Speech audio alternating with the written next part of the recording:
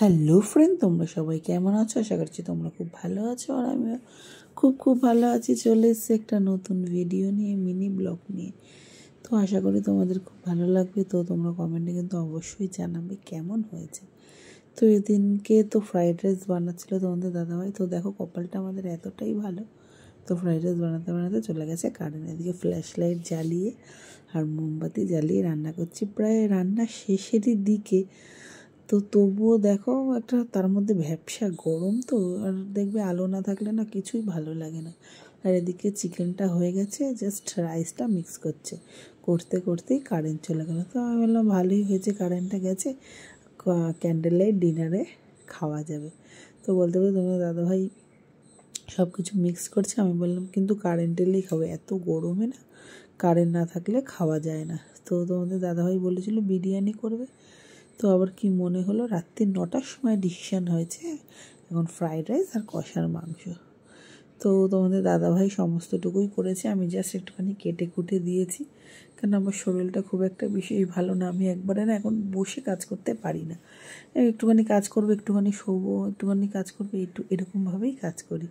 তো যেহেতু একার সংসারে থাকি, তো তোমাদের দাদা বললো তুমি সব কেটে কুটে দাও, আমি করবো। বললাম ঠিক আছে। তার মধ্যে সব করতে করতে কারেন্টটাও গেল চলে।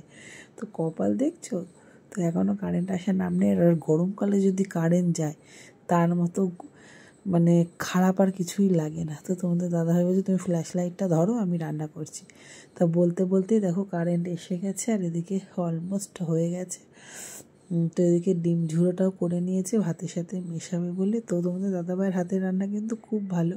আবার কারেন্ট আসতো, মাংসটা আবার একটুখানি ফুটিয়ে নিলাম।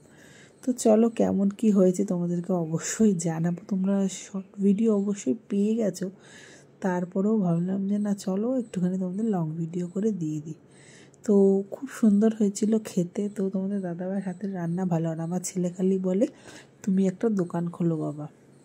আমি বলি হ্যাঁ এটাই বাকি আছে, দোকান খোলাটাই এখন বাকি আছে।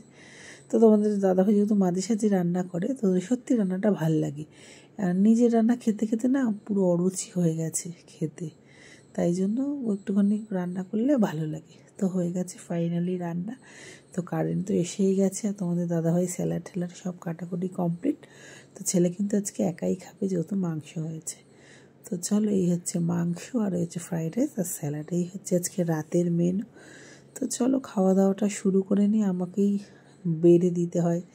তো তোমাদের দাদাভাই কোনো দিনই বাড়ে না, রান্না করে নিয়ে আসবে, বলবে তুমি সবাইকে বেড়ে দাও।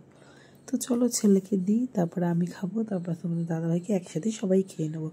তো আজকের মিনি ব্লগটা কেমন লাগলো অবশ্যই জানাবে। টাটা।